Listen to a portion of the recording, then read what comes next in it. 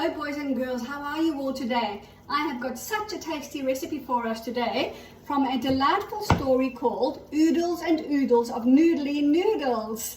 It's World Pasta Day today and I thought that was the perfect day to make Charli's most favorite recipe. She just loves pasta and she decided to share it with us with her recipe for meatballs and spaghetti.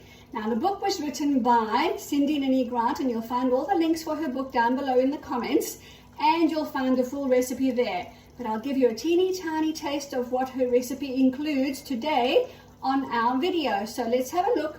Over in my pan here I've got the meatballs, the tomato sauce and a bay leaf. Over there you might be able to see the bay leaf with a bit of onion simmering nicely on the stove. Over here I've cooked our ribbon noodles, or you can cook spaghetti if you like. I've drained it in my colander and it's ready to go into my casserole dish.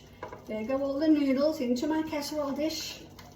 And then on top of that, I'm going to pour my meatballs and tomato sauce. Now, boys and girls, this is a very hot recipe because you have to use the stove. So please be sure to ask an adult to help you. Okay. Remember your bay leaf. I think that's the secret ingredient for Cindy and Charli's recipe for the most delicious meatballs and spaghetti. All right, let's see if I can carefully pour our meatballs and spaghetti in on top of our pasta. There we go. Doesn't that look good? There we have Charli's spaghetti and meatballs. She loves pasta so much. You'll find the recipe in her book called Oodles and Oodles of Noodley Noodles. Thanks for watching. Bye for now.